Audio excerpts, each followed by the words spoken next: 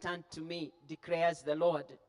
From this day on, from this 24th day of the 9th month, give careful thoughts to the day when the foundation of the Lord's temple was laid.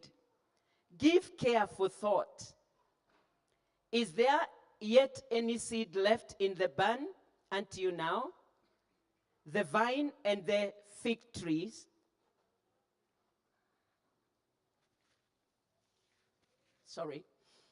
Is there any seed left in the barn until now? The vine and the fig tree, the pomegranate and the olive trees have not borne fruit. From this day on, I will bless you. The word of the Lord came to Haggai a second time on the 24th day of the month.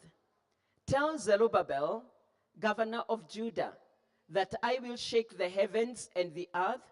I will overturn royal thrones and shatter the power of the fallen kingdoms. I will overthrow chariots and their drivers. Horses and their riders will fall, each by the sword of his brother. On that day, declares the Lord Almighty, I will take you, my servant Zerubbabel, son of Shealtiel, declares the Lord, and I will.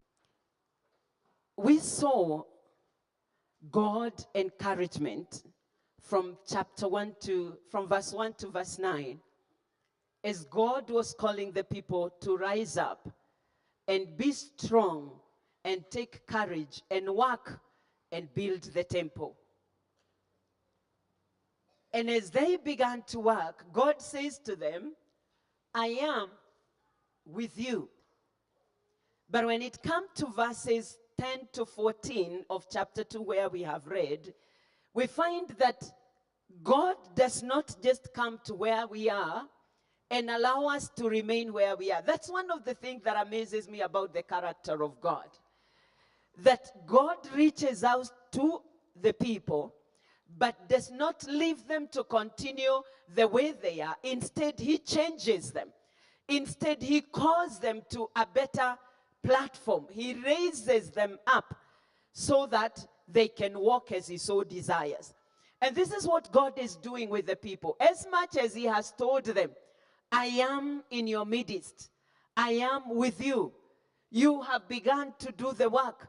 The Spirit, my Spirit is on you. God begins to confront the people and the sin that is in them. And in this verse, in these verses, he begins by asking, the prophet is told, ask the priests. And the first question is, if you are carrying holy meat, this is sacrifices. Remember, it's the priests and the Levites that offered sacrifices in the temple of the Lord. When people came to repent, when people came to seek God and to offer sacrifices, it's the priests that helped them to present those sacrifices before God. And so God is saying, after you have offered your sacrifices and you are carrying it in this garment or in this piece of clothing, if that cloth touches anything else, like wine or meat or food, does that food becomes consecrated? Remember, this is consecrated meat. It is given over unto the Lord. When the garment carrying this touches any other food, do they become consecrated? Do they become consecrated unto the Lord? And the activities do not make us holy. Do you hear me? God has told them, bring your sacrifices and do what? But when it comes to